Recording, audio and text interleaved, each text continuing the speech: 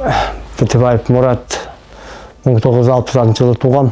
Жолдасым қайтыс болып, осы 6 баламен қалдым. Міне 3 балам. Екінші топтағы мүгедек. Өзім де міне аяғымнан айырылдым. Бір аяғымнан. Міне бір үйде міне 4 мүгедекпіз. Тұрып жатқан үйім 2013-те төбесі түсіп кетіп, қоқалтан болатын, чатыры жоқ. Сол осы үйде жалдап тұруға тура келді. Әріптерді үйрендің бе? Атыңды жаза аласың ба? Иә. Әкең атын ше? Папамдікін жаза алмайды. Бауырым оқи алмайды, жаза алмайды. Айгермек.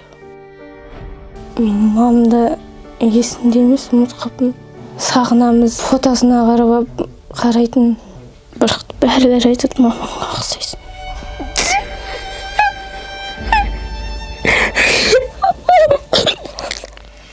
Мамам кеткенге сөйтіп қорықтым жылап. Терезі жаққан тамын кескен өзім қорқып. Мамам айтады, бәрі қызым сен шақыр кез. Кім шақырым дедім. Шақырсам ешкім келмей қойды шақырғанда. Көріп көмекке шақырдың ба, мамаң қолын кесіп салған кезде? Үйге жүгіріп шақырғам. Ешкім келмей қойды, ешкім.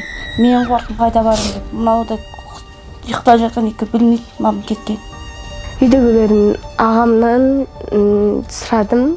Олар айтқан жоқ болатын, жоқ ол аспанда, ол келеді.